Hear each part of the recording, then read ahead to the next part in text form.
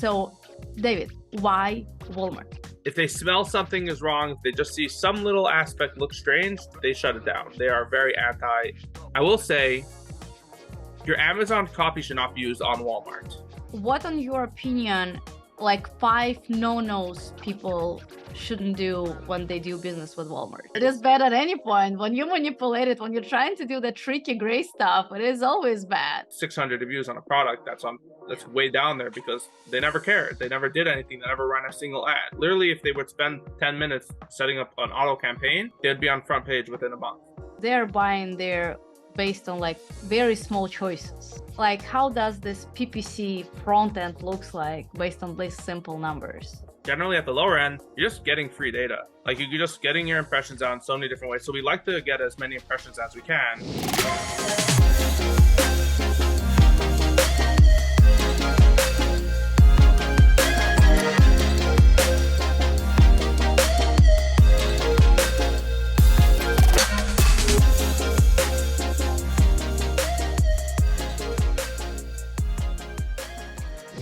Hello everyone, Izabella, Ritz and Amazon Made Simple podcast here today, and we're not going to talk just about Amazon. Amazon is great, and as we all know, when you're launching your e-commerce, the best way to go about it is to start with Amazon platform, because Amazon delivers for you the clients. Amazon delivers for you the buyers that are ready to purchase your product as long as your product developed correctly, and this is what we do at Ritz Momentum. And today we're going to talk how not to keep all the eggs in the same basket. So what platforms we can use and utilize that are at our utility right there, right now, and how we can go about the expansion. And I have a special guest today, David. Oh my God, I wanted to say David Galstein. Was just talking to Rich Galstein. Sorry, David Milstein from Seller Court. I see you guys everywhere. You're traveling from one event to another. I feel sometimes that you're just following Ritz Momentum, like you're after us. But I know you're not. We're doing different things. So, David, welcome to the podcast. Of course, Izabella, thank you so much for having me. Really a pleasure to be here. Yeah, it's been a long time. We've been trying to schedule and reschedule, and then something was coming up. And finally, we are here. So, guys, we're going to talk today about why Walmart. Because you will ask me, Izabella, it's Amazon Made Simple. Why Walmart? So, David, why Walmart? I think that's probably the number one question we get asked from Amazon sellers. And I think you did a justice of saying just on a one aspect of not putting all your eggs in one basket, Unfortunately, Amazon can just, one day just shut off your account and there you go. You really have an issue with accounts or your business over there, which is not necessarily super common, but it's always good to expand, just have other avenues of revenue. But for me, it's more about the future of e-commerce as a whole. Amazon is today the number one by far. Like they have a very large portion of the marketplace, but Walmart is trying to enter that space. And I like to view it as kind of Walmart is the Amazon, let's say 2015, 2016, it's still a little bit of 2010. 2010, maybe even 2010. Like really go back there, like kind of the opportune time. It's a time where if you plant your seeds now, you'll be able to reap the benefits over the coming years because it's growing and they care and they're trying to be that next marketplace. And we can see that they've had tremendous growth year over year compared to that of Amazon.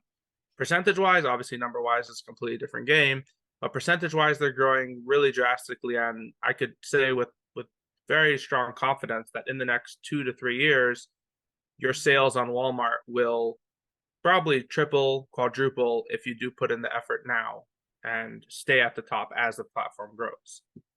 So that's awesome. But before we will quadruple our sales, we have to make sure we have Walmart account. And Walmart, I don't know why, but they're so difficult with opening Walmart account. Myself personally, I tried to do it. I'm not selling on Walmart. I have clients that are selling on Walmart. When we exited our business in 2021, we tried to open our account and we've been at 7 figs. So Walmart said, guys, go do something to yourself because we're not letting you to sell. And I didn't understand. We had brand registry, we had a good presence, we had good sales. Walmart just denied us. We tried to register with new brands, and Walmart denied us as well. And I know some people from Walmart, like you probably know Matthew, like Matthew, what the heck? I want to sell on Walmart. Why I cannot be registered? And he said, Izabella, it's not explainable. This is just the machine, nothing we can do. So tell me, to people out there who want to sell at Walmart and they agree that they have to sell at Walmart, what's the best way to open the account, which is like seems super obvious and simple. Yeah, for sure. So you're not alone over here in this. Definitely, you have, especially we've worked with brands that are very large outside of Walmart coming to Walmart and just getting nothing. And surprisingly, also some brands that have no presence anywhere else but did get their Walmart account. So, being in the space, we've learned a couple of tricks of how to better get your account approved. Firstly, I will just say this, that since August of last year, they quote unquote opened the floodgates. This has been something that you could see articles about, and they got a lot more lax on who they're accepting as sellers. And since then, so in about a year's time, they've had a 50% increase in sellers, which is massive. Like in a single year, they got an insane growth. There's definitely a lot more people coming in. And I do understand also the reasoning behind Walmart's somewhat restrictiveness is that Amazon lets everyone come in and sell, which I understand that method as well, but it leads to a lot more of this quote unquote, maybe like Chinese sellers coming in with like products, hijackers, bringing in like a lot of these black hat tactics. Walmart wants to make sure that there's no shady business happening. If they smell something is wrong, if they just see some little aspect look strange, they shut it down. They are very anti. They don't want to have any monkey business happening. So if they see Russian national Maybe. trying to open an account, they just know, listen, you've been born in the wrong place. We're not Maybe. opening an account for you. Maybe that's what it is. I haven't asked them specifically about the Russian accounts, but I'll find out about that. Yeah, there is definitely restrictions, but they've gotten a lot laxer about it. I think the biggest issue right now is people that applied previously, got denied, and now applied again. So I've spoken with many people at Walmart about this because I use Salesforce. It's a little bit of a dated, I guess, older software. When a new application comes in for a previously applied account, it just causes all sorts of chaos and like potentially like just automatically archives there's something that happens when you like reapply. So there's better ways to do that. I mean, firstly, always feel free to reach out to us, shameless plug, but like we do work directly with BDs at Walmart to work with legitimate accounts. Like as long as we could prove that you have a real Amazon store, sometimes you'll be asked to give them like, let's say, a sales report and the most extreme cases, but typically, just kind of sharing a link to your Amazon store, sending them like your W-2, having all your documents in a row is good.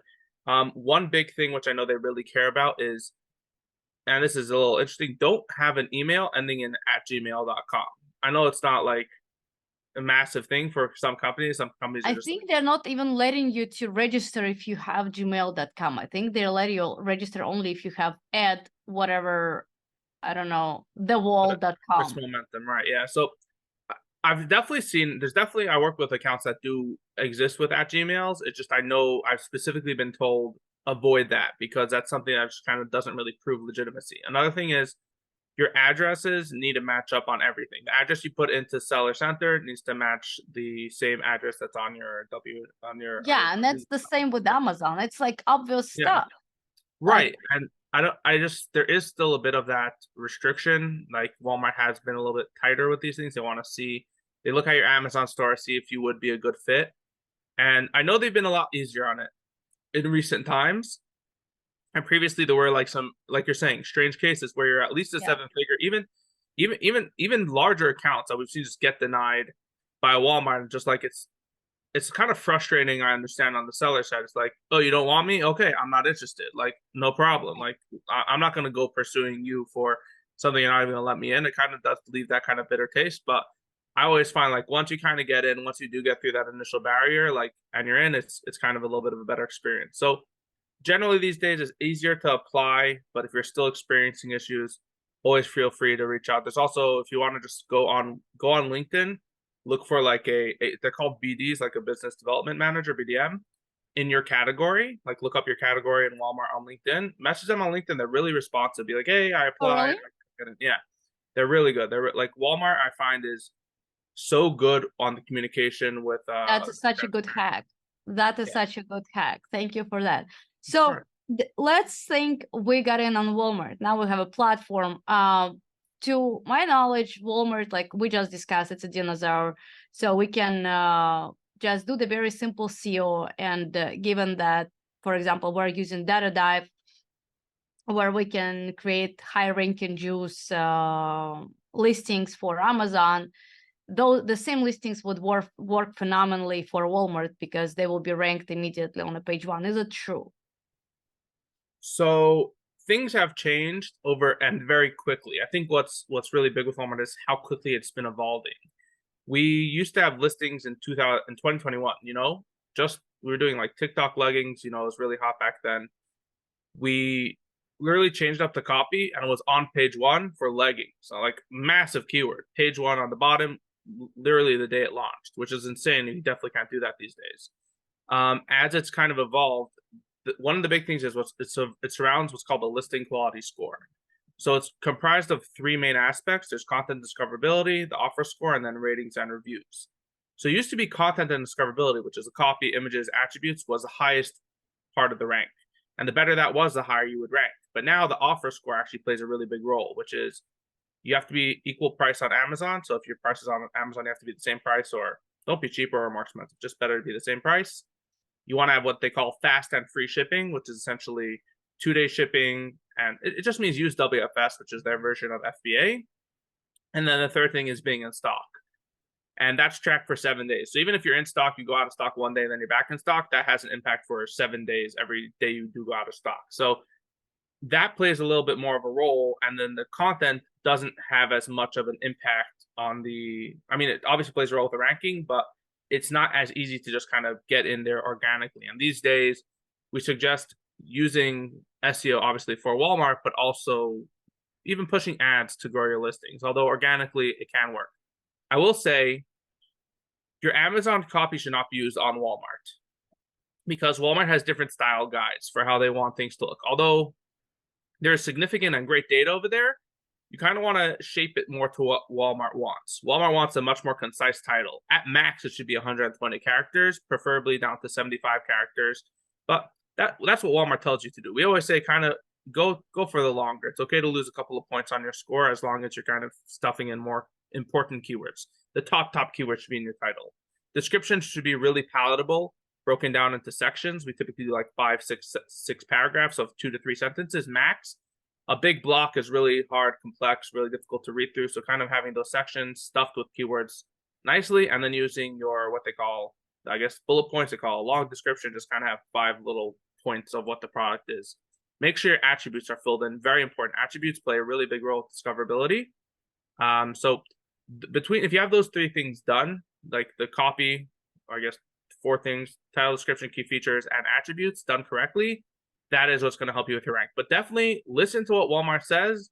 You go a little bit out of the box, but don't go too crazy with like using specific Amazon copy, because having a really long title is something Walmart dislikes and will not help you with your ranking. But the data is important. What on your opinion, like 5 no-nos people shouldn't do when they do business with Walmart?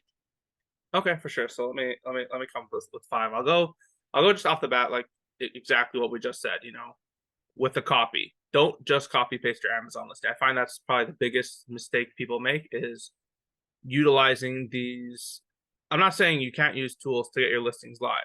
Get your listings live on Walmart the fastest way you can, but spend time doing that optimization on the copy. Very important to have that shaped up. Don't I find a big thing in general is just neglecting the marketplace, kind of treating it as, obviously it's secondary to your Amazon, but don't think of it as, all right, whatever, I'll just let it do its thing. Like, think of it as an investment, not so much of just a second opportunity. If it does well, great. don't undervalue it, don't underestimate it. It's going to explode. It's going to be that marketplace. We could see it growing tremendously. So give it that same time of day. The same way you give the time of day to your Amazon store, give it obviously not the same amount of time because Amazon is whatever, that's your majority of your business, but give it some time or work with partners, you know. Yeah. Let's see on the same thing on the ads, you know, don't just forget about ads, you know. It's like make sure you're on top of things, get some campaigns. There are really easy strategies we can talk about. Even auto campaigns do really well on Walmart. I would generally say actually like instead of 5 things not to do, 5 things to do to kind of get your listings going. Yeah. Flip it is I believe if you have these 5 things done, your listing will succeed no matter what. If you have firstly, product research. This is really important. You have to make sure that your product is not too niche. Certain Walmart products just don't do well on the platform. Walmart really focuses to more of a generic type product. Kitchen products, let's say for $30, that type of price point is really solid. You have your really super premium supplement that costs you $60, you're going to have a really hard time selling that on Walmart. But it's not saying So I'm not. Walmart is for affordable prices because, like, genuinely speaking, so same as Walmart offline, the same way that works online, right? Or not? Yes and no. It's pivoting away from that because they're trying to be another Amazon. They're trying to be that platform where you can get everything on, including premium products. So premium products just have a harder time selling. Premium and niche are the harder parts to sell, but I believe in a couple of years they will be just the same as Amazon, the same way Amazon is really strong over there. But today, the really strong products are more in the generic space. Maybe if you push slightly premium just so you have better ROAS or just better, you know, conversions with your ads. But if you want to sell more premium product, which is price, which is the second point, like look at the average sale for like your products. Like if the top 5 products are all half your price, you're probably going to have a hard time ranking. If you're anywhere on the front page, okay, you see there's potential over there. Just be wary of that. Yeah. Next is optimization. I think like if you have your listings optimized, which is kind of we spoke about copy, as well as, you know, categories, attributes, all those, like those are 3 main things to do. Reviews is definitely a big play. What about the reviews? So on Amazon, we cannot manipulate the reviews. Right. What about Walmart? Yeah, so Walmart actually has a few review. Manipulation sounds has maybe a bad connotation to it, but it is bad. It is bad at any point. When you manipulate it, when you're trying to do the tricky gray stuff, it is always bad. Sure. So but they do have kind of ways that are less. I guess it's from Walmart itself. They have 2 programs that they offer. They have review syndication, which is a free program where if you have reviews on your website, you could just have them imported to Walmart. You have to get approved for the program. If just Google Walmart Marketplace review syndication, it'll take you to the form. You first register, then you could upload files over there. You'll hear back from them. You might have to like confirm something in an email. When you do that, though, you can't just have any reviews on your site. You have to have specifically organically generated reviews. You can't have Amazon reviews. They search for it. Like if you have a single Amazon review, they'll tell you, hey, you're using Amazon reviews. You also can't only bring in your 4 and 5-star reviews. You have to bring in a spectrum from 1 star to 5 star. We keep seeing a lot of no-nos that people shouldn't do. Look at your knowledge, such an expert. Wow. I've been doing this for a while, you know. I thought just for a couple of days. Okay, keep going. That's super interesting, guys. I love this information. Yeah. Hope you enjoy it too. Yeah. Of course, for sure. I mean, it's reviews it's definitely there is that if you get accepted for review syndication, definitely utilize that. And especially if you have, let's say, a lot of these D2C brands where the majority of their reviews are on their site, take note of that. It gets a little tricky if you have, let's say, your Amazon reviews and your organic reviews on your D2C site. If you could segregate them, that's great. If not, you could try work with a Walmart. They're called SAM, Strategic Account Manager, to kind of get that stuff through, but it's going to be a little bit harder. And even so, Walmart has been cracking down a lot more. It used to be that sellers were just able to like go on their website, upload thousands of fake reviews, like just use like a program to do that. But Walmart's gotten a lot stricter on what type of reviews they're bringing in. And even legitimate reviews are having some harder time. So it's kind of like you kind of have to get lucky a little bit or utilize your strategic account managers within Walmart. It's like Walmart still didn't decide. Is it a good, are they the good boys or bad boys?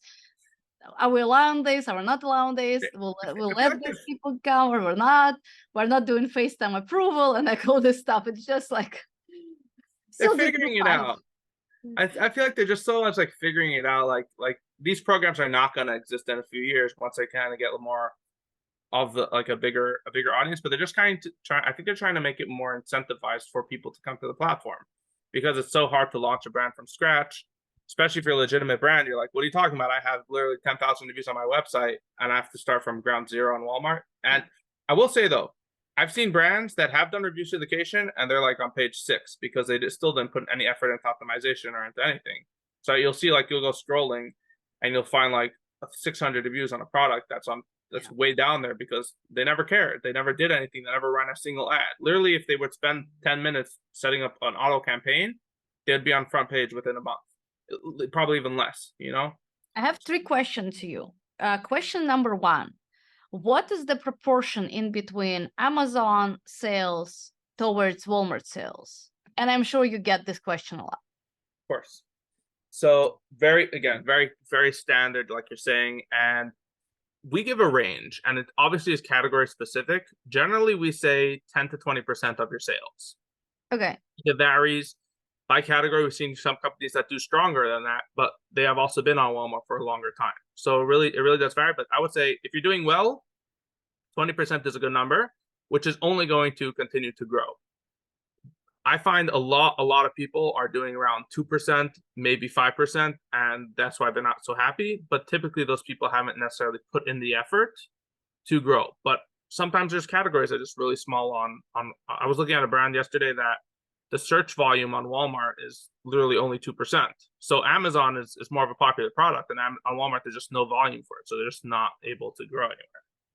Walmart ships products for you, right? Yeah, so they have a couple of programs. I think the main one is just WFS, which is like FBA. You send in your inventory to their warehouse and they handle it for you. Highly recommend. Okay, sounds good. So another question. I am a nerd about the different type of data and software and keywords.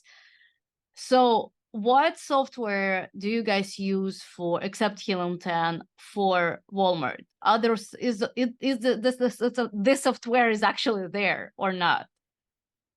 So we actually understand, like at Selco, we understand kind of the need for that. Helium 10 is obviously fantastic, and they have some proprietary data, which is great.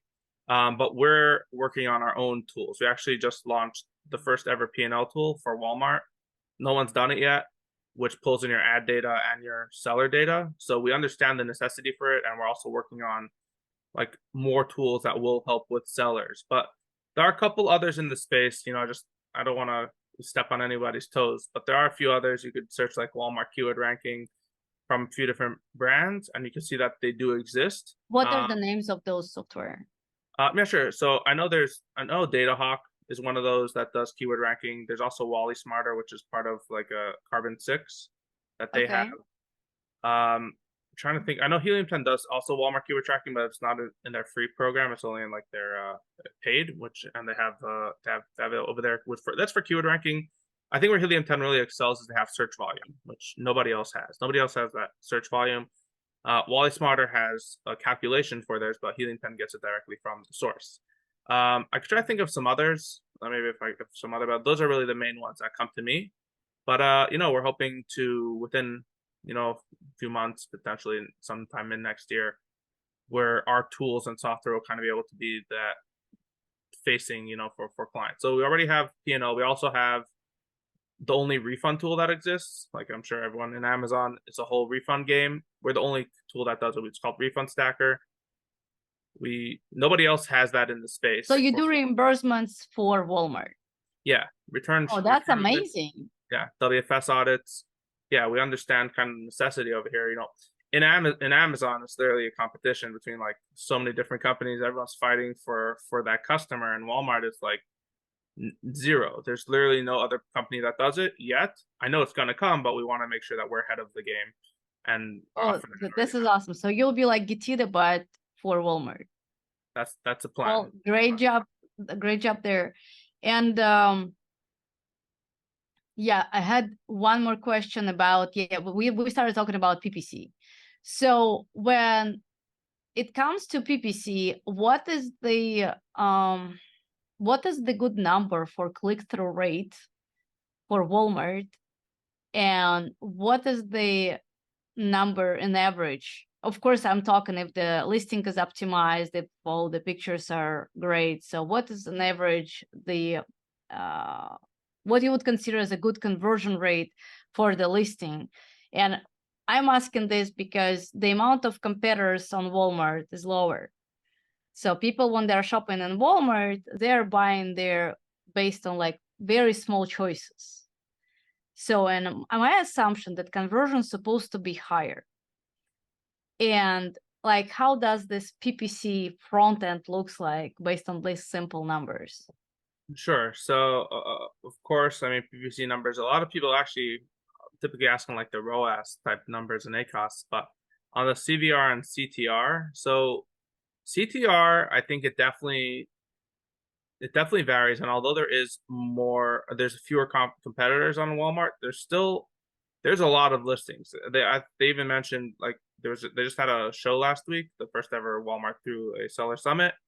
They said that just this year alone, they had the same number, 50% increase in SKUs or listings, which is massive. Like that in 1 year to go that growth on just SKUs. So there's definitely a lot of listings. I would say a good CTR is probably going to be around like maybe 0.3 on the high end. You could even get higher depending on it, but we see performing accounts that have a 0.08, 0.12%. Like it's really, it is definitely on the lower side.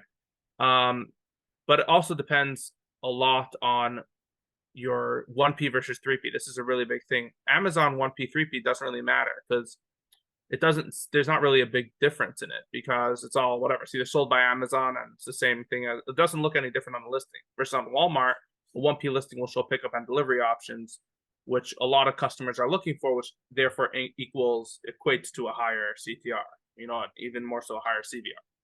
So it's kind of in that lower percent, maybe sometimes on like if you're doing really well, maybe about 0.5%, if you're doing really solid. And that is also if you're in a more of a niche category specifically, and your ads are a lot more targeted. In general, we suggest targeting more keywords. Get as much data as you can. It's really cheap right now. You're going to be winning most of your bids at close to the low end, which is 20 cents for auto, 30 cents for manual. So your CPCs in general are generally going to be around 40, 50 cents.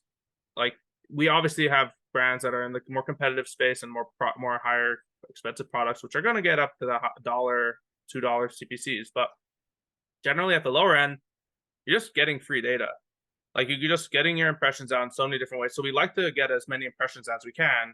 And so that's why the CTR is a little bit lower. On the conversion rate side, I would say a good conversion rate is about probably 15%. Obviously, anything better than that is great, but 15% is really solid. Anything over 10, I would say, is in the good spot. It but is. It is category dependent, drastically category dependent. When you get to the thing is with Walmart, they're really restrictive about their sales data. So we don't have the analytics to like Helium 10 has the like estimates, which actually we worked together with them back in the day to like work on those formulas. There's estimates for that, but there's no real data like Amazon has. Amazon actually like shares their sales data. They have like BSR, like that doesn't exist right now for Walmart. So something that probably will come a time where Walmart might say, hey, we're never going to do that, which will kind of give more insight into impressions, clicks, and just sales. And as we work with more brands, we'll obviously have more data and be able to share that data, but to kind of like share more concise analytics of like, okay, this type of category might do better over here, this over here, like just to have that information purely either for us to kind of work better with accounts, or even if there's more numbers I can kind of share to help get sellers interested in Walmart. So I'd say maybe about like 15% CVR is a good amount. There's ways to increase your CVR outside of just optimization. There's rich media, which is like A+ content for Walmart, which a lot of sellers don't utilize, like videos, feature sets, which is EBC, comparison charts, FAQs. All that stuff exists on Walmart. The thing is, it's not native to the Walmart platform. You have to have it hosted outside. But this brand registry exists on Walmart too, right? Brand registry does exist, yeah, and that's to combat more That's to combat more like additional sellers, like hijack listings as a whole, or for content rights. Content rights is such a massive problem on Walmart because you have these drop shippers like over the past few years that listed literally millions of listings that were just not theirs. They just like were drop shipping from Amazon. Walmart cut that out, but there's still millions of listings that have content rights now. Some of them like say something as simple as coming soon. And it's just like, why am I fighting with this seller that's been suspended for my content rights for my brand? Like, but the brand portal is definitely important. You don't necessarily need it, but it's really strongly recommended. If you just have the documents, it can work as well if you have proper someone on the case for it. Makes sense. Well, I still have a lot of questions, but I think we will keep it for another day. And David, thank you for being here today. And guys, when you're thinking about Walmart, just treat it as a dinosaur. I'm talking that Amazon is a dinosaur, but Walmart is a previous generation of dinosaurs for e-commerce. So and you have to stay ahead of the game right now. It's a good time to go on Walmart. We usually compare the sales based on the trends. And as David mentioned, it's very hard to estimate how much you're going to make on Walmart. But if you are doing great, and if you remember, riches are niches. So if you're selling some type of niche product, you probably will be very successful on Walmart as well. And keep in mind, it's not the premium sales yet. I mean, you can try, but it's mostly average prices for the average class people. So people are shopping in Walmart when something that is very accessible and they want to have it right now, right there. And to my understanding, the best categories there to go is like something home goods, any type of the home goods, construction goods, something for babies, kids, maybe Babies, pets as well. boys, pets, yeah, for sure. Yeah, those are doing great. Sports too, yeah, and kettlebells, dumbbells, and all this stuff. Yeah, Right. and thank you for being here. It's very knowledgeable. I can tell you're a great expert. And guys, all the links to reach out David are below this video or below the podcast you're listening right now if you're listening us without watching the YouTube video. Thank you for being with us today, and don't forget to review our podcast and give us 5 stars because we try to deliver the best information that will be useful for your business. See you out there. Bye.